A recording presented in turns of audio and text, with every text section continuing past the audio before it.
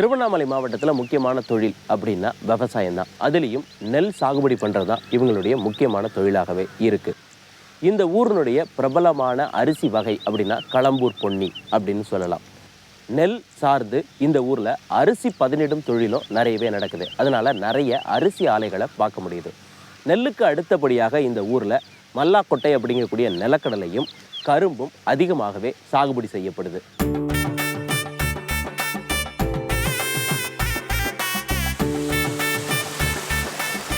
திருவண்ணாமலை மாவட்டத்தில் சிறுதானிய பயிர்களும் அதிகமாகவே பயிரிடுறாங்க. குறிப்பாக கம்பு, கேழ்வரகு. இவங்களுடைய அன்றாட உணவுல கேழ்வரகு முக்கியமானது. கேழ்வரகை வச்சு நிறையவே உணவு பதார்த்தங்கள் செய்யறாங்க.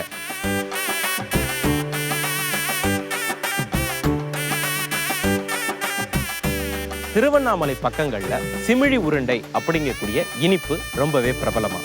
அது எதுல செய்யறாங்க, அது என்ன டேஸ்ட்ல இருக்கு அப்படிங்கிறத பாக்குறதுக்காக தான் இங்க வந்திருக்கேன். பார்த்துடலாமா?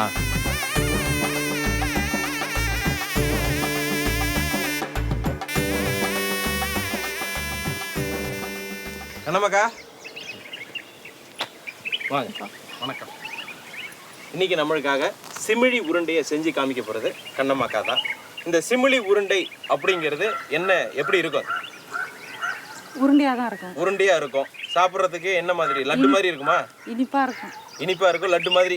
லட்டு மாதிரி இருக்கும். சரி, இந்த சிமிழி உருண்டை செய்யறதுக்கு தேவையானது என்னவா? கேழ்வரகு மாவு, நிலக்கடலை, வெல்லம், தண்ணி. இதுதான், இவ்வளவுதான் தேவையான பொருட்கள். இதை வச்சுதான் நீங்க சிமிழி உருண்டை செய்ய போறீங்க. செய்ய ஆரம்பிக்கலாமா? ஓகே. இதுக்கு தண்ணி திட்டமா தான் போடுவீங்க இல்லையா? இது எவ்வளவு மாவுக்கு எவ்வளவு நிலக்கடலை போடுவீங்க? 1/4 கிலோவுக்கு 100 கடலை போடுவோம். 1/4 கிலோ கேப்ப மாவுக்கு 100 நிலக்கடலை.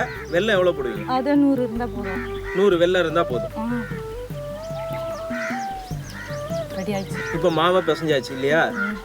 இது ஊறணுமா? எவ்வளவு நேரம் ஊறணும்? ஒரு 5 நிமிஷம் இருந்தா போதும். கடலை வறுக்கிற வரணும். ஓகே.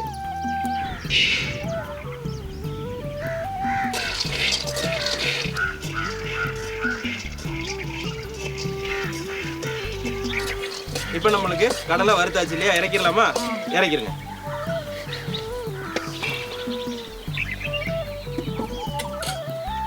இப்போ மாவு நம்மளுக்கு ரெடி ஆயிருச்சு. அடை சுட போறோம் இல்லையா? கல்லை நம்ம அடுப்புல வச்சு சூடு பண்ணியிருக்கோம்.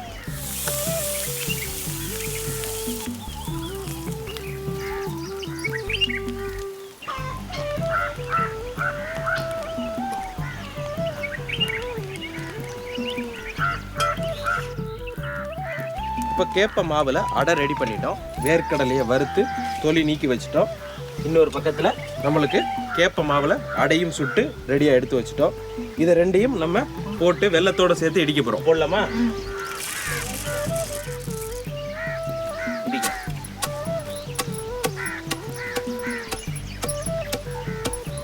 வெல்லத்தை சேர்க்கலாமா?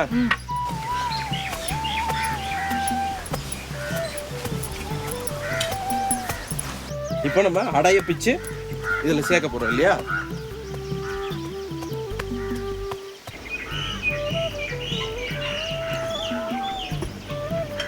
இப்போ நம்மளுக்கு எவ்வளவு நேரம் இதே மாதிரி இடிக்கணும்? பதம் தெரியும். எப்படி இருக்கும் அது பார்த்தா? எல்லாமே கூடிருச்சு. எல்லாமே சேர்ந்துருக்கு அப்படின்னு தெரிஞ்சதுக்கு பிறகு நம்ம எடுத்துடலாம். இப்போ சேர்ந்துருச்சு இல்லையா? எடுத்துடலாமா? எடுத்துடலாம்.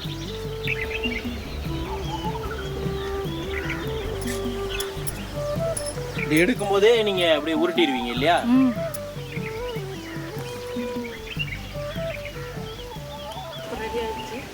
சிமிழி உருண்டை நமக்கு ரெடி ஆயிடுச்சு. அடடா, அற்புதமா இருக்கு. திருவண்ணாமலை சிமிழி உருண்டை சிறப்பு.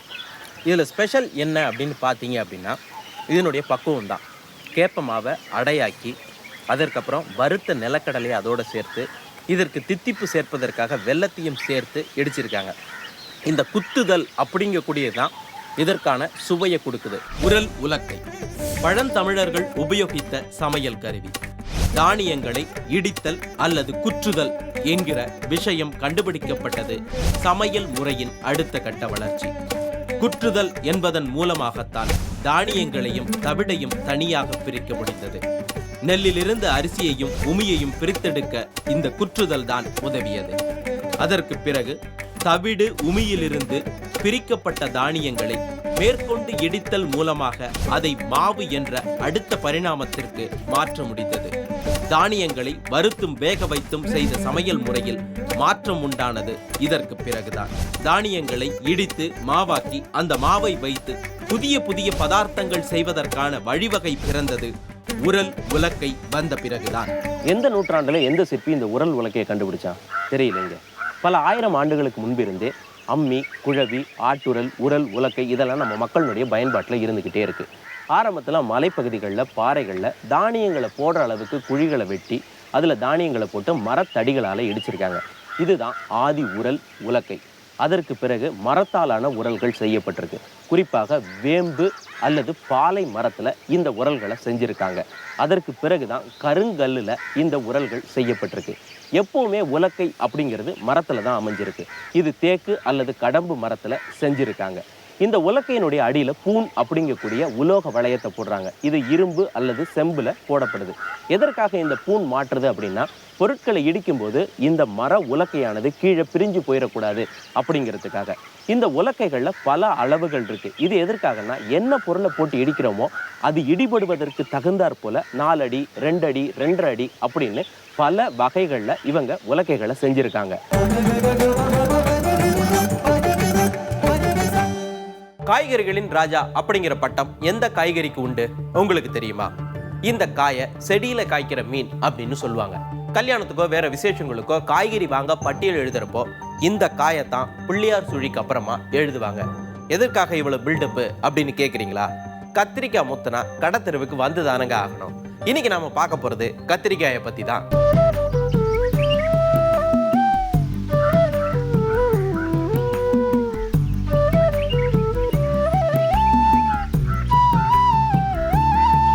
கத்திரிக்காய்களில் பல வகைகள் இருக்குங்க. தமிழ்நாட்டுக்குள்ளேயே வட்டாரத்துக்கு வட்டாரம் சில கத்திரிக்காய்கள் ரொம்பவே பிரபலம். திருச்சி பக்கத்தில் ஐயம்பாளையம் கத்திரிக்காய், தஞ்சாவூரில் தூக்குனாம்பாளையம் கத்திரிக்காய், கல்லணை வட்டாரத்தில் சுக்கம்பார் கத்திரிக்காய், திருநெல்வேலியில் வெள்ளை கத்திரிக்காய், ஈரோடு மாவட்டத்தில் பவானி கத்திரிக்காய், வேலூரில் முள்ளு கத்திரிக்காய், இப்படி இதனுடைய வகைகளை சொல்லிக்கிட்டே போகலாம். இந்த திருவண்ணாமலை மாவட்டத்திலும் ஒரு கத்திரிக்காய் ரொம்பவே பிரபலம். அது ஏந்தல் கத்திரிக்காய்.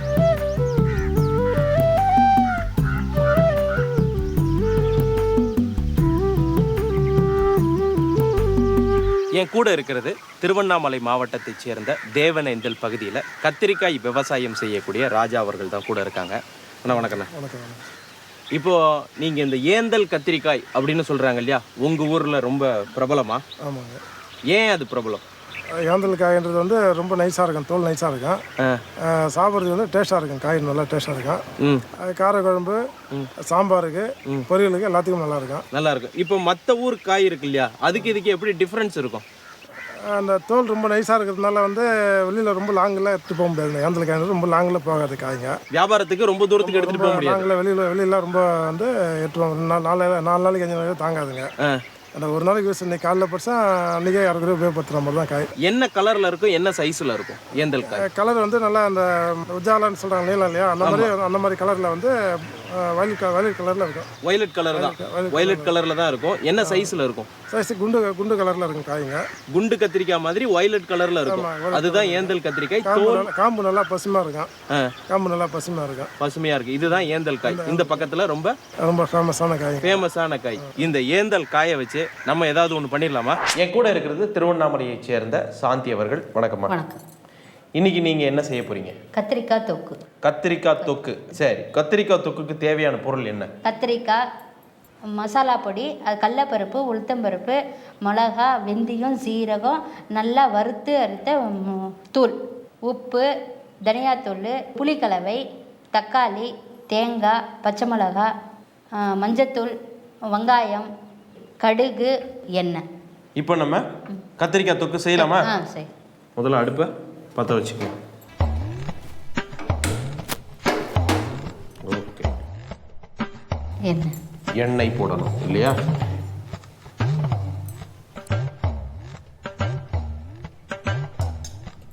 இப்போ நம்ம நறுக்கி வச்சிருக்கக்கூடிய கத்திரிக்காயை இதில் சேர்க்க போகிறோம் இல்லையா?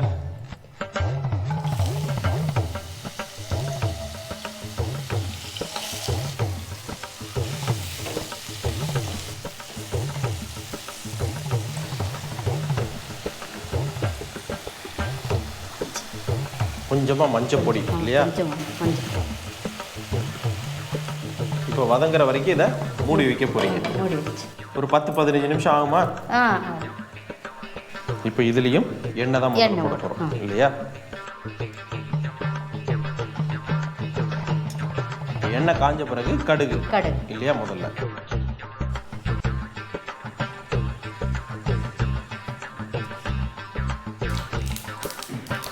அடுத்தது என்ன போட போறீங்க?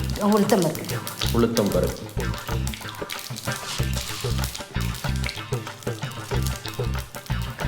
கடலை பருப்பு.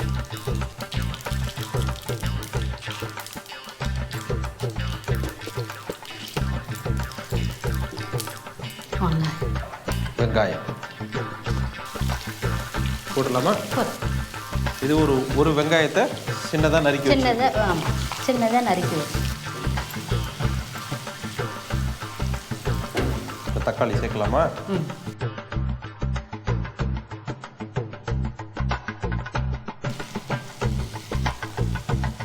இப்போ கத்திரிக்காய் எந்த அளவுக்கு வெந்திருக்குன்னு பார்க்கலாமா?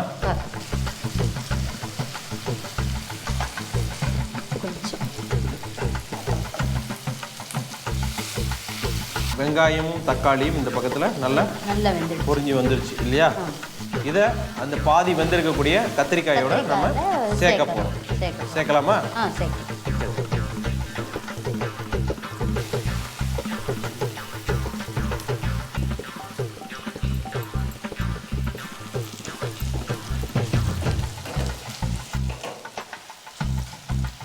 இப்போ இதோட என்ன சேர்க்க போறீங்க?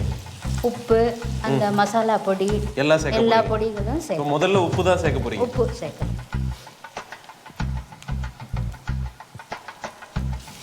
கொஞ்சம் புளிக்கரைசல் முதல்ல போடணும். அது போட்டோம்னா அதெல்லாம் அப்படியே சேர்ந்துடும். சரி, இது லேசா புளிப்புக்காக கொஞ்சமாக தான் சேர்க்கணும்.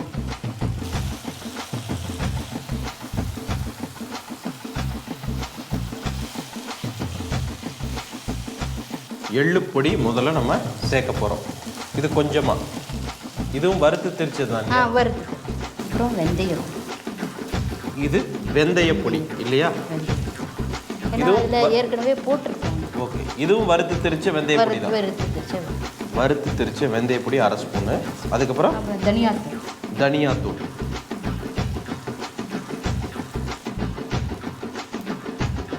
மிளகாத்தூள். இதுதான் காரம்.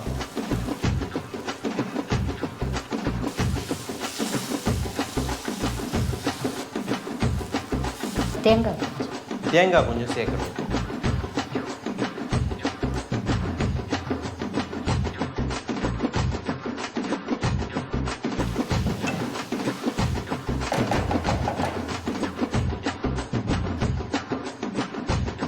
கத்திரிக்காயோட தாயகம் இந்தியா தான், குறிப்பாக தென்னிந்தியா. அதுல இலங்கையையும் சேர்த்துக்கலாம். கத்திரிக்காய்க்கு சீசன் எதுவும் கிடையாது, ஆண்டு முழுக்க விளையக்கூடியது. குறிப்பாக வெப்பமண்டல பகுதிகளில் செழிப்பா வளரும். வரகரசி சோறும் வழுதுனங்காய் வாட்டும் முறமுறவென புளித்த மோரும். இது ஔவையார் பாடிய வரி. புல்வேளூர் பூதன் என்ற மன்னன் பசியோடு தன்னை நாடி வந்த ஔவை பாட்டிக்கு உண்ண கொடுத்த உணவு இதுதான். ஔவையார் வாழ்ந்த காலமாக நம்பப்படுவது கடைச்சங்க காலம், அதாவது கிமு 3ஆம் நூற்றாண்டுக்கும் கிபி 3ஆம் நூற்றாண்டுக்கும் இடைப்பட்ட காலம். அப்போதே அவர் கத்திரிக்காயை நெருப்பில் வாட்டி சமைத்து உண்டதாக வெண்பா பாடியிருக்கிறார். கத்திரிக்காயோட பழந்தமிழ் பெயர் வழுதுனங்காய். சூடாமணி நிகண்டில் வங்கமே வழுதலை பேர் வழுதுணை என்றுமாமே என்று சொல்லப்பட்டுள்ளது. வழுதலைனா வழுக்கையான தலை அப்படிங்கிறது பொருள். வழுக்கையான தலை போன்று இருக்கக்கூடிய காய்க்கு வழுதுணைன்னு பெயர் வந்ததாக சில ஆய்வாளர்கள் சொல்றாங்க. ஆக சங்க காலத்திற்கு முன்பே தென்னிந்தியாவில் கத்திரி விளைந்திருக்கிறது. தோராயமாக சுமார் 4000 ஆண்டுகளுக்கு முன்பே கத்திரி இங்க காய்ச்சிருக்கு, சமைச்சு சாப்பிட்டுருக்காங்க அப்படின்னு அடிச்சு சொல்லலாம். இப்போ நம்மளுக்கு கத்திரிக்காய் தொக்கு ரெடி ஆயிடுச்சுன்னு பார்க்கலாமா? திறந்து பாருங்க, ரெடி ஆயிடுச்சான்னு. வாவ், ஆஃப் பண்ணிடலாமா? சரி. கத்திரிக்காய் தொக்கு பார்க்குறதுக்கே பிரமாதமாக இருக்குது. அதனுடைய வாசனை அப்படியே தூக்குது. அந்த மசாலா கலவை ரொம்ப பிரமாதமாக இருக்குது.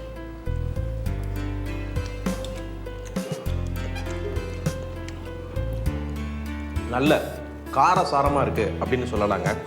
இது அப்படியே தயிர் சாத்துக்கு வச்சோ இல்லை சப்பாத்தி, தோசை, பூரி இந்த மாதிரியான டிஃபன் ஐட்டங்களுக்கு வச்சு சாப்பிட்டாலோ ரொம்ப பிரமாதமாக இருக்கும். கத்திரிக்காய் தொக்கு காரசாரம்.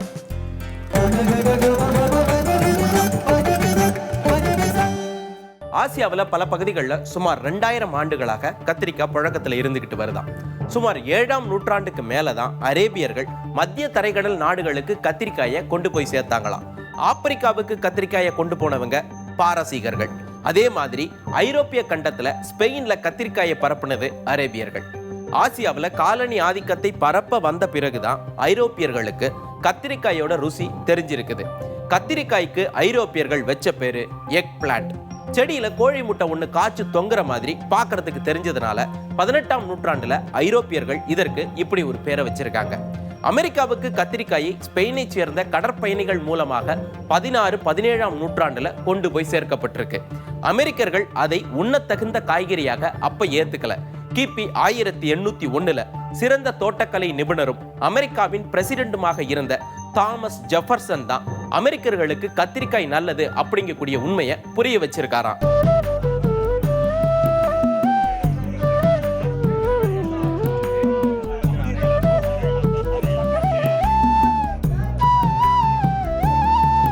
கத்திரிக்காய் ரத்தத்தில் உள்ள கொழுப்புகளை குறைக்குது. இதில் நோய் எதிர்ப்பு சக்தியும் உயிர் சத்துக்களும் நிறையவே இருக்கு. மேங்கனீஸு, பொட்டாசியம், கால்சியம், இரும்பு, தாமிரம் போன்ற தாது உப்புக்களும் இதில் இருக்கு. முத்தின கத்திரிக்காயை விட பிஞ்சு கத்திரிக்காயை சாப்பிட்டா வாயு, பித்தம், கபம் போகுமா. இதை பத்தியத்தில் கூட சேர்த்துக்கலான்னு சொல்கிறாங்க. என் கூட இருக்கிறது திருவண்ணாமலையைச் சேர்ந்த ஜெயவந்தி அவர்கள். வணக்கம்மா. வணக்கம் சார். இன்னைக்கு நீங்கள் எங்களுக்காக என்ன செய்ய போறீங்க?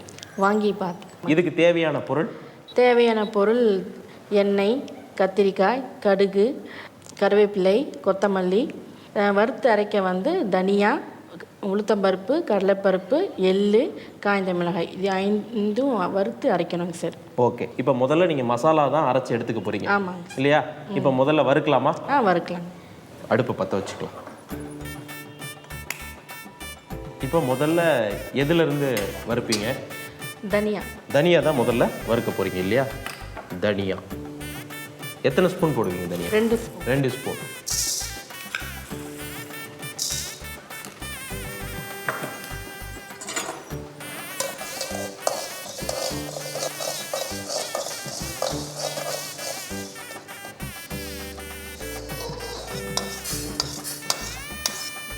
கொட்டிடலாங்க சார்.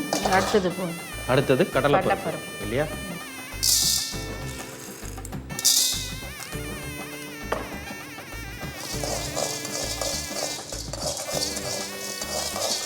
கொட்டிடலாம்.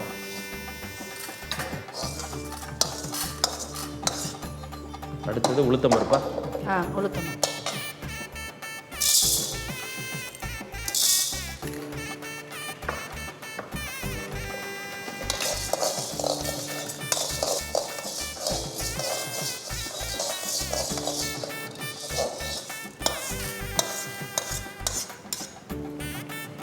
அடுத்தது எள்ளு. இந்த எள்ளு வெள்ளை எள்ளு தான் போடணும் இல்லையா? எது வெள்ளை எள்ளு போடலாம், கருப்பு எள்ளு எது வேணால் போடலாங்க சார். வெள்ளை எள்ளு போட்டால் அந்த கலர் கிடைக்கும், கருப்பு எள்ளு போட்டால் அந்த கருப்பு கலர் கிடைக்கும். அவ்வளோதான்.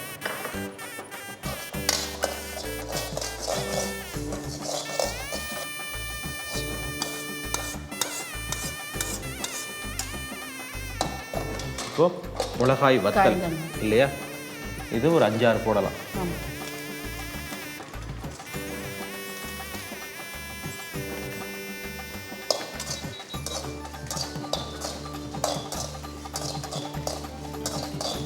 அந்த கறிகிராம அந்த அப்படி நம்ம வறுத்து எடுத்தோம்னா அந்த வாசனை நல்லா இருக்கும். இந்த கறி கழிச்சுனாங்க சார், அந்த கருப்பு நிறம் வந்துடுங்க சார். இல்லைன்னா அந்த சிகப்பு நிறமே இருக்கும். பார்க்க அழகாக ஒரு கலர் கொடுக்கும் நல்லா. ஓகே, அவ்வளோ வறுத்தாச்சுங்க சார். அரைச்சிடலாம். இப்போ நம்மளுக்கான மசாலாவுக்கான பொருட்களை வறுத்து எடுத்துட்டோம். இதை நம்ம மிக்சியில் அரைக்கணும். சரி. மசாலா பொருள் ரெடி பண்ணிட்டோம். கத்திரிக்காய் சாதம் பண்ண போகிறோம். முதல்ல எண்ணெய் தான், எண்ணெய். தாளிக்கிறதுக்கான எண்ணெய். இது நல்லெண்ணெய்.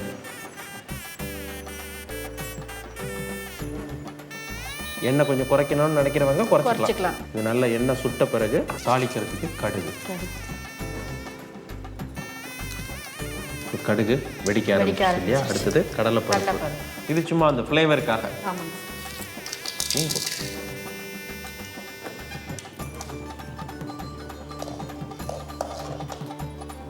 அடுத்து என்ன போடுறீங்க? பெருங்காயம். பெருங்காயம் போடுங்க கொஞ்சமாக வாசனை.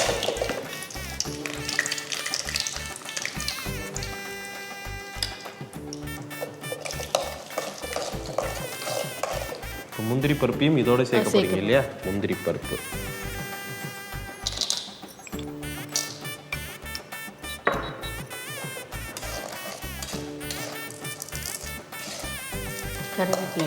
கருவேப்பிலை. நல்லா வாசனையாக இருக்கும் சார், மணமாக இருக்கும்.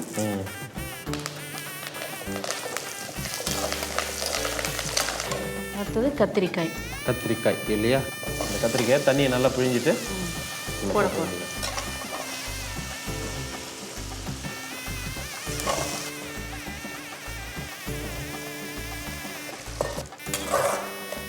இது நல்லா வதங்கணும். ஆமாம், நல்லா வதங்கணும். எண்ணெயிலேயே நல்லா வதங்கணும். நல்லா வதங்கணும். இப்போ நம்ம உப்பு சேர்த்துடலாங்க சார், சீக்கிரம் வதங்கிடும். வதங்கிறதுக்கு சீக்கிரம் வதங்கிறதுக்காக உப்பு சேர்க்குறீங்க. இது உப்பு அவங்க தேவைக்கு எவ்வளோ வேணுமோ போட்டுக்கலாம்.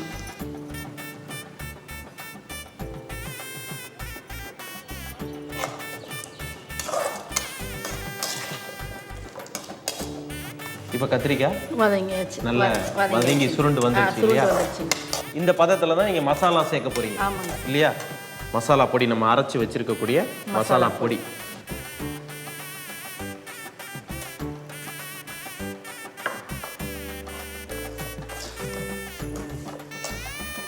இப்போ சாதத்தை சேர்க்கணும்.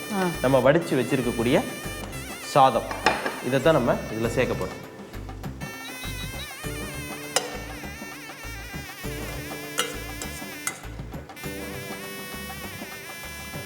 நல்லா கிளறணும். எல்லா பக்கமும் பரவற மாதிரி நல்லா அந்த உப்பு காரம் எல்லாம் ஒன்னோட சேரணும். கலந்தாச்சுங்க சார் எல்லாமே. ரைட். இப்போ நம்மளுக்கு கத்திரிக்காய் சாதம் ரெடி ஆயிடுச்சு. இப்போ கொத்தமல்லி தழை போட்டாச்சுன்னா இறக்கிறோம் இல்லையா?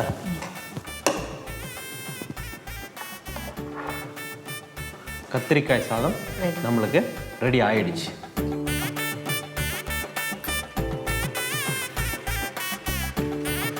சும்மா கமன்னு இருக்குங்க. அந்த மசாலா பொடியினுடைய ஃப்ளேவர் தான் அப்படியே தூக்குது. அந்த மல்லி, கடலைப்பருப்பு, உளுத்தம் பருப்பு, எள்ளு சேர்த்து போட்டு அரைச்சது ஒரு புதுவிதமான ஒரு ஃப்ளேவராக இருக்குது. ரொம்ப நல்லா இருக்குது. கத்திரிக்காய் சாதம் கமன்னு இருக்கு. சாம்பார், குழம்பு, கூட்டு, பொரியல், துவையல், அவியல், பிரட்டல், பச்சடி, கொஸ்து, கிச்சடி, வாங்கி, வறுவல், வத்தல் அப்படின்னு நம்ம ஊர்ல கத்திரிக்காயை வச்சு விதமா சமைக்கிறாங்கங்க. இதை பத்தியெல்லாம் பேசணும்னா நம்மளுக்கு நேரம் பத்தாது. மீண்டும் அடுத்த வாரம் மற்றொரு உணவோடும் வரலாறோடும் உங்களை சந்திக்கின்றேன். பை.